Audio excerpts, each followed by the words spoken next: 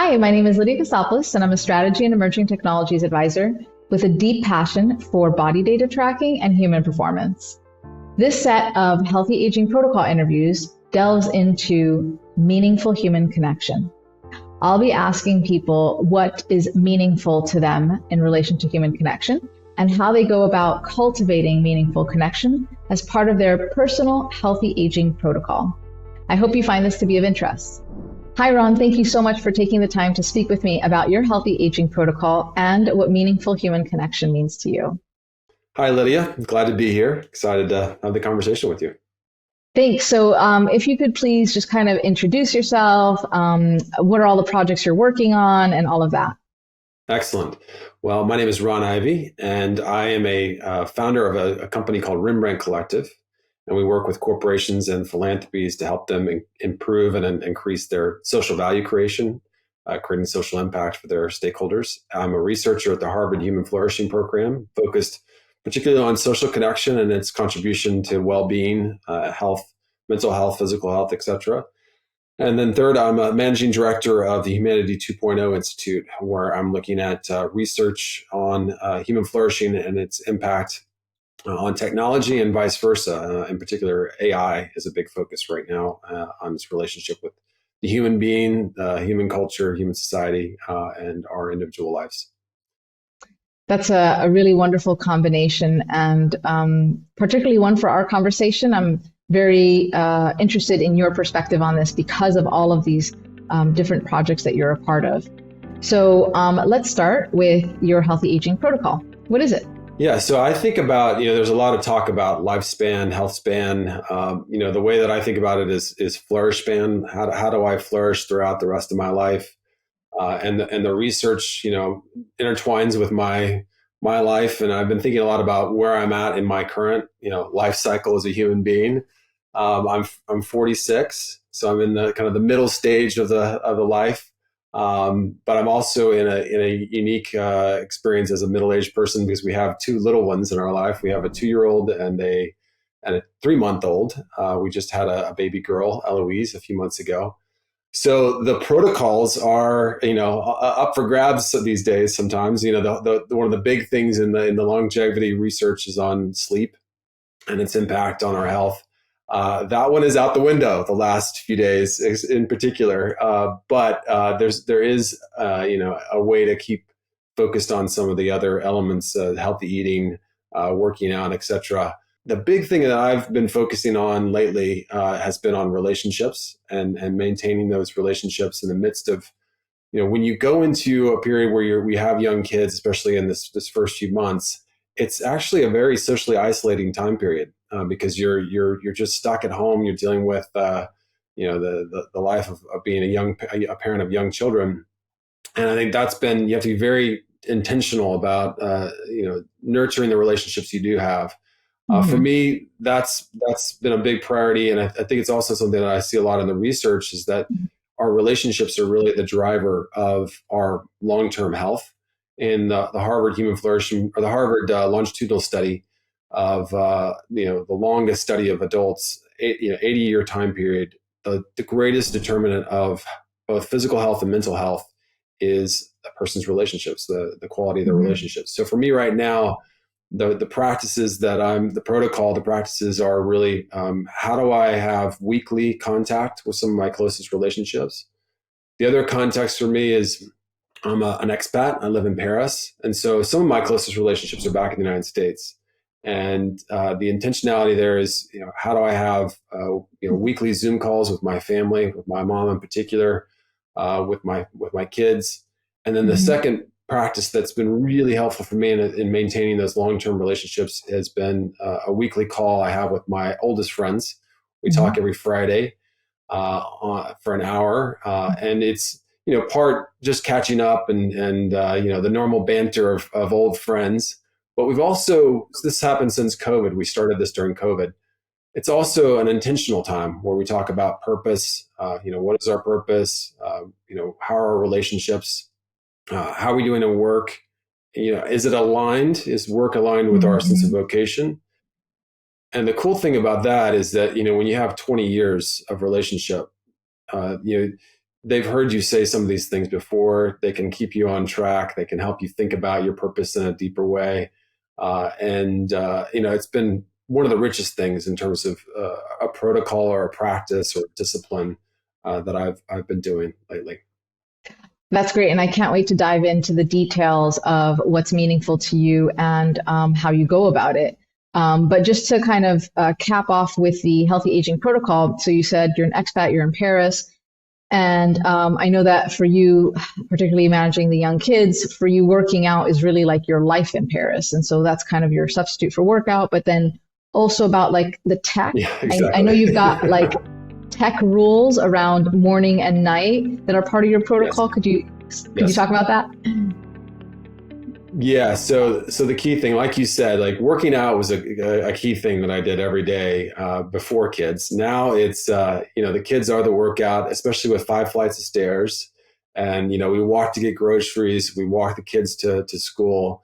That is one of the benefits of the European lifestyle is it's very walk heavy. And so that I feel good on that front. I feel like my bases are covered.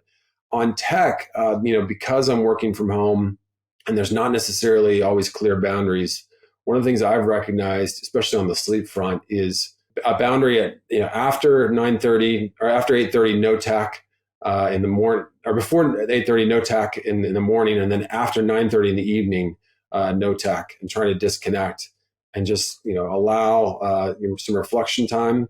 The other practice that is a key protocol for me is a gratitude journal. Mm-hmm. So every day, after I cut off the tech, what are the 3 things that I was grateful for in that day? And I found, especially in the last few months, with the early childhood experience, having both the reflection on the positive is really helpful when it's a really stressful time, and it's also a beautiful thing because it's such a blurry moment, when you're in the midst of not sleeping and you're going from one thing to the next in terms of taking care of them. Having that little moment to write out, okay, what did I see? What was that experience? What was that little funny connection that I made with either my son, Hugo, or my daughter, Eloise, or my wife, Catherine? That for me has been a really important practice. The other thing in the evenings, I do this sometimes in the mornings, but mostly in the evenings, is a meditation practice. And for me, I have 90 things going on in my brain at once. You heard my job description. I'm doing 3 jobs at once, so there's quite a bit of ideas flowing and concepts, etc. Writing that out at night and then doing the meditation for 15 minutes has been really helpful in kind of clearing out the mind, and then also too resetting my sense of purpose and connection. I use an app called Pray As You Go, which is kind of a mixture of meditation and prayer and music. And those things together kind of help me get grounded again before I go to sleep. And I've just noticed when I do that, I wake up kind of reconnected to those particular kind of centers in my life. And it helps me kind of wind down and get the ideas out and the kind of sense of peace, right before I go to sleep. So those have been extra critical, especially in this particular time period. Just listening to that is calming. I mean, I can see how that practice would really ground you at the end of the day to kind of put those ideas to bed, so to speak, so that you can go to bed as well. I think just the setting, like shutting off the lights, turning on a candle, like lighting a candle, lighting a candle, there's not seeing the whiteboard and all the lists and of to do things, just really zoning in. I think part of modern life is challenging in that we don't have those practices that from older time periods. And so how do you put those back in so that you can reconnect and feel a sense of connectedness to the transcendent, to something older, to something deeper? When the pressures of the moment and the next thing are really pulling at you, I think that's really helpful for me, at least. And I think the other thing too is music. The left brain for me is hyper stimulated in terms of analysis and ideas, etc. Language. Music for me is a way for my right brain to kind of reconnect to reality, reconnect to myself, reconnect to the transcendent, and really kind of take me to a deeper place. I love how you're combining the two. I guess it's from your research that you know that this is useful. Yeah, it's a funny thing. One of the things they studied, in looking at the impact of music on people, they studied the impact of when the Benedictine monks they took away certain elements of the music for them. And if you know anything about Benedictine monks, they have a very rigorous schedule, and they're up at 3 a.m. and they're praying again. And what they noticed is when they eliminated certain elements of the music away from their experience, they struggled with mental health. They struggled with tiredness. And so there's this strange relationship between us as human beings and music. The other thing we've learned in our research within the Harvard program, one of our colleagues had shared this with me with his research, is they looked at people, the impact of either a conversation with a Harvard grad student or someone listening to classical music, Mm-hmm. and tried to understand which one would reduce feelings of loneliness or increase feelings of connectedness or sense of meaning or purpose. And actually, the music was the more powerful of the two. Maybe it's the Harvard grad thing. I don't know. I don't know what the impact was there, but there's something really strange and mysterious about music and its impact on our brain and on our sense of self and our sense of connectedness. And everyone has their different style of music that they like, but I think there's something, as a practice, how do we build music into our life is something that people don't often talk about when they talk about lifespan or these other practices that encourage physical and mental health. Well, perhaps there could be a collaboration with another person I interviewed on this series. She's a director of the Art and Mind Lab over at Johns Hopkins University, and she exclusively focuses on health and the arts and how they're interconnected. So let's go to the next part, which is about meaningful human connection. What does meaningful human connection mean to you? Well, I think, when we think about connection or friendship, the very basic level of, if you're just particularly looking at friendship, the very basic level of a friendship is just an association, where you have some shared experience. It develops into something deeper when you have some shared like or interest. Maybe you like sports. Maybe you watch soccer or football, as the Europeans here say. You have some particular show you're interested in, or whatever it is, that connects and creates that initial bond. But the deeper the relationship goes, there's an opportunity to connect on something, whether that's a sense of truth, a shared vision for life, a shared sense of purpose. When you have that kind of conversation, or a level of vulnerability where you trust that person and you know that they will still be your friend even after they see your weaknesses or your faults. That's where we see, in the research, but also in my own personal life, that meaning really go up a notch and you go deeper in the relationship. So shared vision, shared sense of purpose, talking about things that are deeply meaningful, that deepens the relationship beyond just the, hey, I like the same show, or I'm really into the same team. Although teams and sports there's something really powerful about that as well. So I don't want to underplay that too. So Also, though, I know that there's an element of shared suffering that is meaningful to you. yeah, I think, especially when you have friendships that go over a long period of time, which is what was, the Harvard Grant study really looked at was, they were able to see that factor that people were able to maintain and sustain these relationships over 20, 30, 40, 50 years, whether that's marriages or friendships. And the inevitable thing when you go through a long relationship like that is either you both enter some kind of conflict, and that causes suffering. And so navigating that through, a practice of forgiveness and reconciliation and the rupture and repair, that actually can lead to a deeper relationship and can lead to more meaning in the relationship. If you just go cold and things fall apart, obviously, then that's not necessarily going to go deeper. But if you can have that practice of, we know things are going to get rough, we know that there's going to be some kind of suffering in our relationship, we got to just work our way through it, whether that's in the marriage or the friendship. That can be very powerful. The other thing too is especially I'm realizing, in my mid 40s, one of the things you recognize when you have a group of friends that you followed together for a long period of time, your 20s there's a lot of hope. There's a lot of possibility. It's a very kind of sweet time. 30s, you're developing your career, you're building your family. 40s, there seems to be, you're starting to hit time period where your family, you may deal with family illnesses, you may have a career issue, etc. And that suffering that you go through as an individual, it's enriched if you can walk through that with friends, and you can share with friends, and you have some vulnerability with those friends. And then you also recognize, oh, I'm not the only one, that's going through this. I'm not the only one going through a particular crisis. And that can be meaningful as well, and really enrich the relationship. Thank you for sharing that. And so now, how do you go about nurturing, building, developing, maintaining meaningful human connection in your life? Well, I'd say that first having a posture, of kind of thinking about and caring about a relationship is the first thing. If you're in a mindset of being transactional, or if you're in a mindset of, okay, what can I get from this person? If I see this person as a potential, deal friend, then I may never see them as a real friend.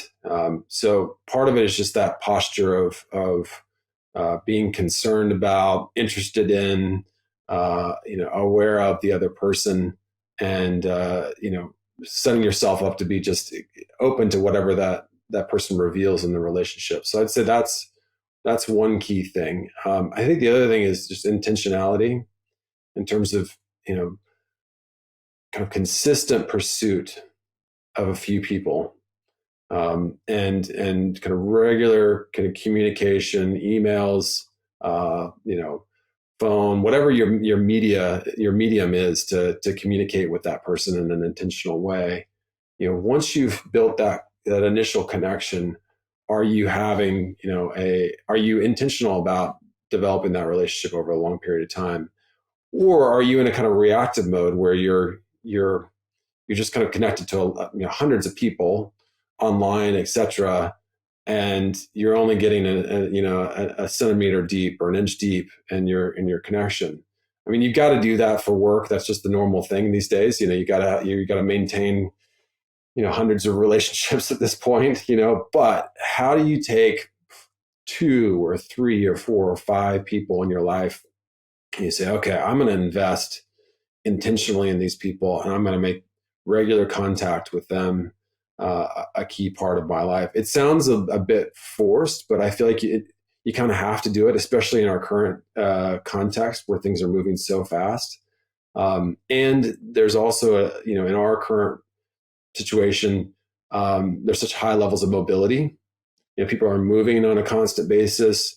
They're taking new jobs. They're moving to new neighborhoods. They're moving to maybe new countries, like I have. So that intentionality, you kind of have to work against the trends and the structures that are working in the wrong direction. And again, in the Harvard research we've been looking at, there has been an increase in loneliness in the last, over the last 4 or 5 decades. Actually, it's not just a recent trend. It's actually there's been an overall decline in socialization since the baby boomers were teens. And it's gotten worse with each subsequent generation. There's great research by Jean Twenge in her book Generations that you all can check out if you want to learn more.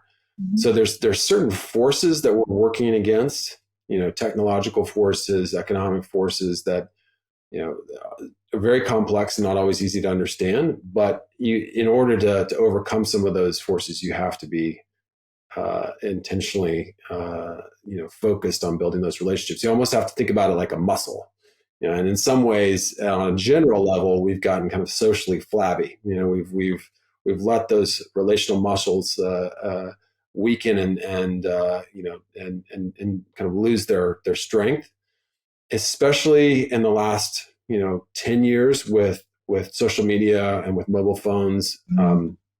That has worsened some of these trends.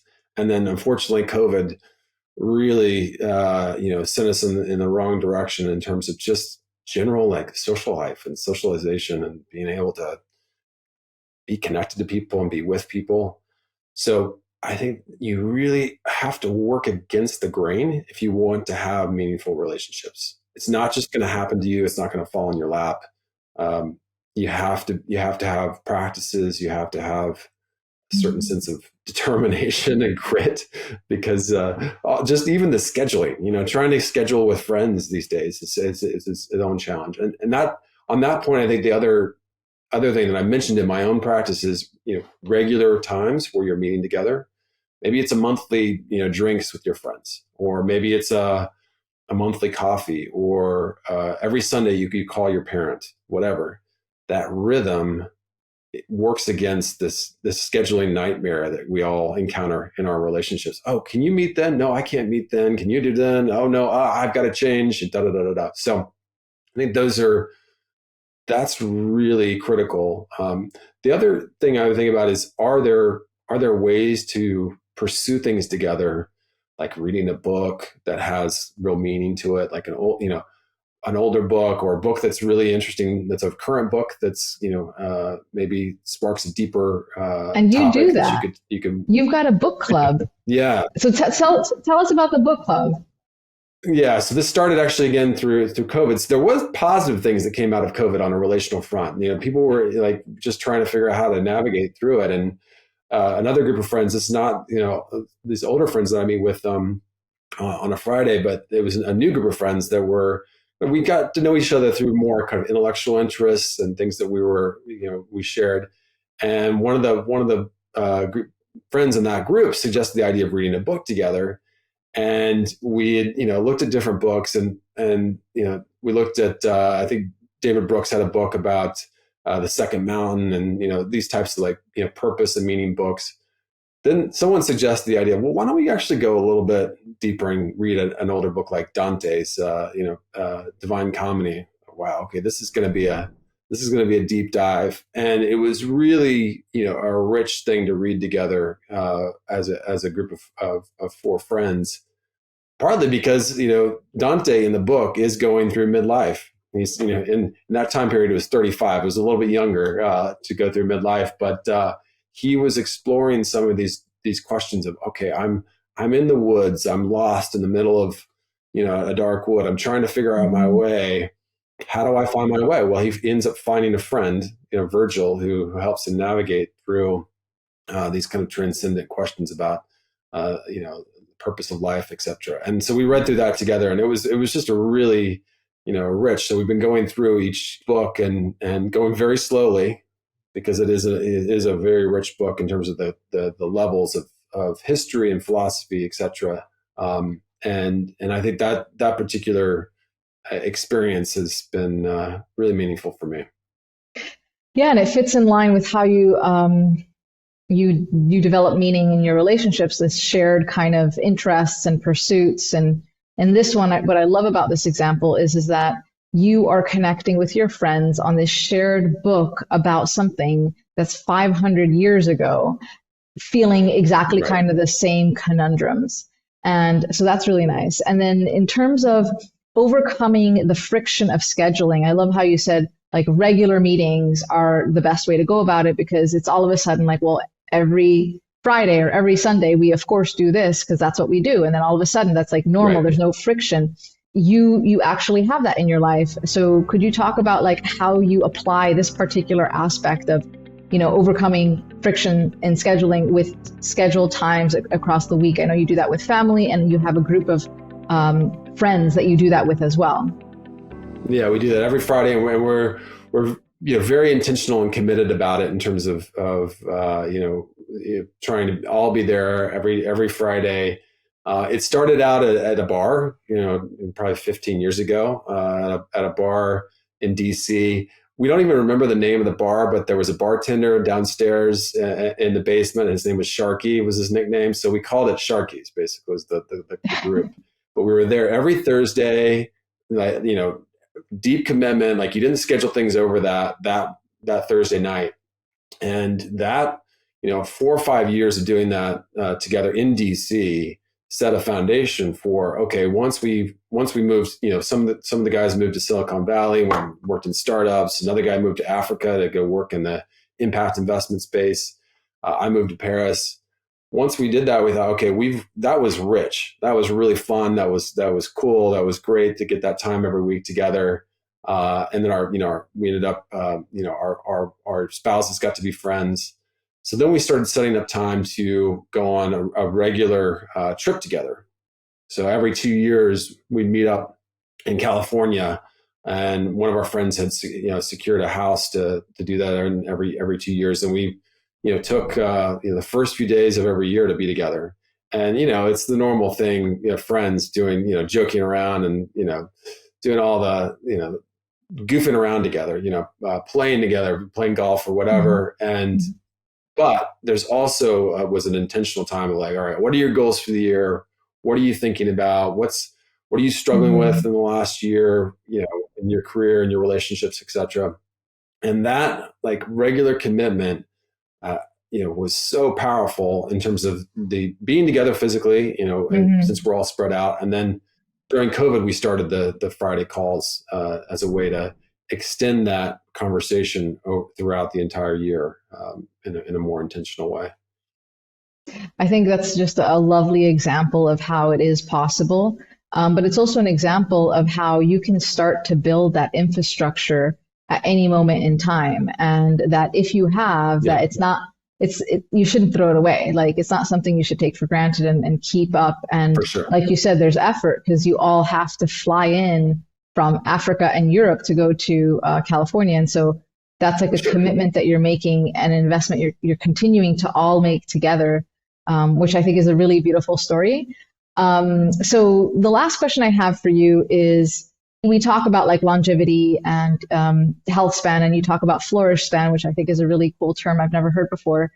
But thinking about like these longer lives that we're living, how are you thinking about potentially creating new meaningful relationships in your life that are adjacent to and a part of your existing meaningful connections that you have today? Yeah, I mean, I think one of the things about those are really good relationships, like if you have really healthy relationships, is that they're expandable. That you can invite people into those relationships. I think there's a question whether there's, it's a truly healthy relationship if it's totally protective. Now, there's some level of like good community where there's a boundary, and they're like, okay, this is our crew, and but there's also that next level of friendship where like, okay, we're wanting to expand this out. We want to make this bigger. We want to incorporate others and include others. So I think that's part of what I'm doing right now, is in this season of trying to interconnect my different friends, trying to make my life a little bit more integrated in terms of the connections that I'm making here in France. I've introduced some of those friends to friends back in the United States, and that's been very rich. And then, just being available when people are coming into town and nurturing those relationships as well. The other thing that I think is interesting right now, that given the season of life we're in, where I mentioned in the beginning, if you're young parents, either if you're 20s or in your 40s, you're going to be in the same situation, which is it is more socially isolating. So for us, one of the key things right now is our kind of practice within our physical community in our neighborhood, and finding, okay, where's our place? Where's our, for those that are in their 40s, like they remember the Cheers, bar in the 1980s, like that movie or that TV show. There's probably, Friends or whatever the 90s, and then whatever the latest is right now. But there's that kind of, what's that local bar, that local coffee shop, that restaurant? And for us, we have a coffee shop and a restaurant that we've said, okay, this is the place we're going to go. We're going to get to know the locals in our neighborhood. We're going to get to know the people on our street. It's nice in our situation because there's a restaurant downstairs. That's great. It's kind of torturous because I smell the amazing French food kind of, every day when I'm at the office. So there's an extra incentive to go there. But yeah, it's great. Like, you go in and the owner shakes my hand. When I invite somebody to come over there and have a meal there, they feel welcomed, in terms of that connection. The coffee shop we go to, it's called Blue Olive. It's owned by this guy, Olivier. And, we walk in with our son and our daughter. He knows our son by name. he gives them a little drink. We sit in our little corner.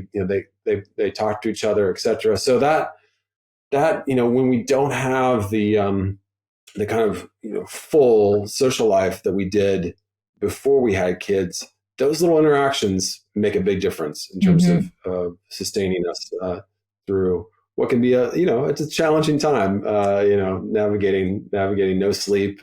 And, one of the wild things you learn really quickly as a new parent is how often kids are sick. So, there is an element of the friction where you schedule something with one of your friends and you're having to cancel.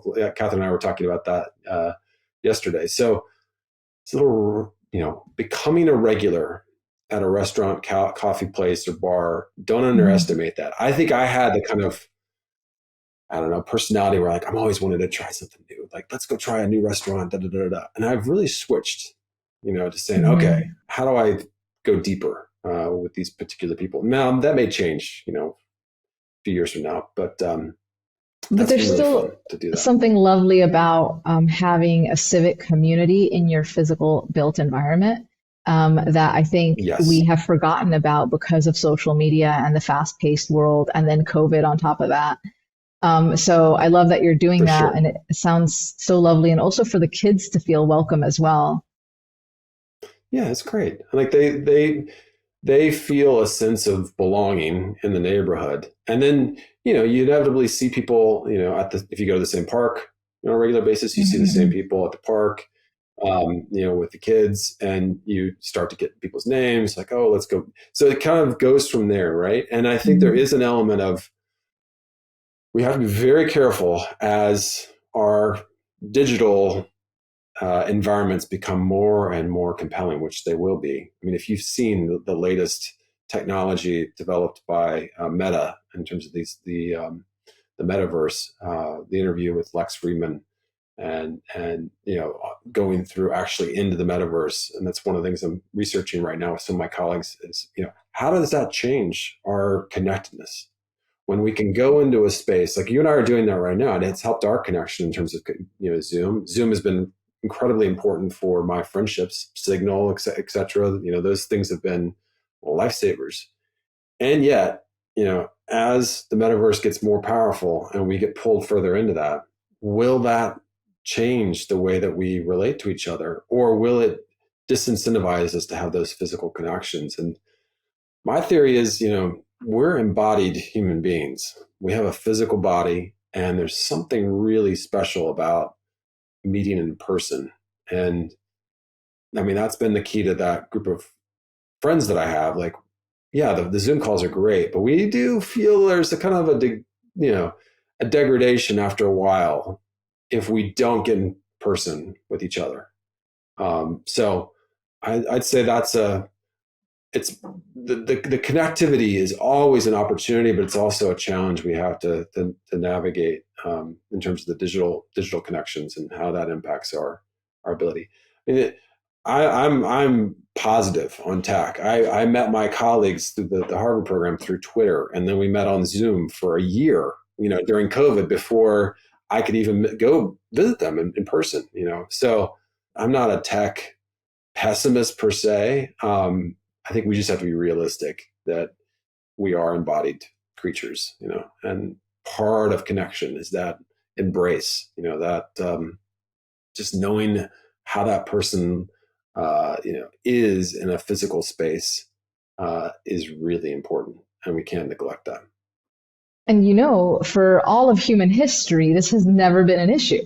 We have never once had to have that conversation for all of human history. It's a phenomenon that has existed in our lifetime. Yeah, totally. And I think we're all learning as we go here. We have another new thing that we've got to walk through is we have these so-called intelligences. I don't know if, it's controversy or whether these things are intelligent or not, but, we have, companies that are creating chatbots that can mimic human relationship, human intimacy, human language. And they're, in some ways, I think there are good people trying to do good things with these things, but there are others that are targeting people that are lonely because they are the ones that would be most interested in having a connection with something that mimics that human connection, and the body chemistry and how it, mimics in us if we're talking to something, and it has that kind of same language, and it's asking us questions, and it's back. That is, I think that's really dangerous, especially if you have people that, in our research, when people are extremely lonely, one of the things the researchers have found is they struggle with reality. They struggle with meaning. They struggle with truth. They found this out in looking at solitary confinement, that after a certain period of time, the walls, start to come alive, and, people's just perception of what is true and real starts to fall apart. And, you can see this to some degree in some of the things that have happened in the last 4 or 5 years, that, as people are lonelier, they're more susceptible to falsehood.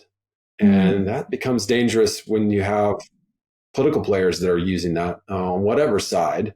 And it also becomes dangerous when tech companies or others are using it for their advantage. So the idea of using a technology to mimic that human connection, I know there's some people that think it's positive as a tool. I'm highly skeptical of it because I think it further pulls you out of reality and further pulls you out of that connection with a real human being. Well, no matter how you put it, all of these technologies are forcing us to be intentional about our human connection and forcing us to have to answer the question, what is meaningful connection to me? And how do I pursue that? Because it's very easy with these technologies to lose sight of that. And so silver lining perhaps could be that now we have to be intentional. So that's a wonderful place to end on. And I'd love to say thank you so much again for speaking with me on this. Thank you, Lydia. If people wanted to find your work, how could they find you? RonIvey.com. I put all of my content for both the consultancy work and the research is there as well. Thank you so very much. Thank you, Lydia. It was a pleasure to join you. This series is meant to capture personal stories of individual healthy aging protocols and is for informational purposes only, and it does not constitute providing medical advice or professional services. Those seeking personal medical advice should consult with a licensed healthcare practitioner.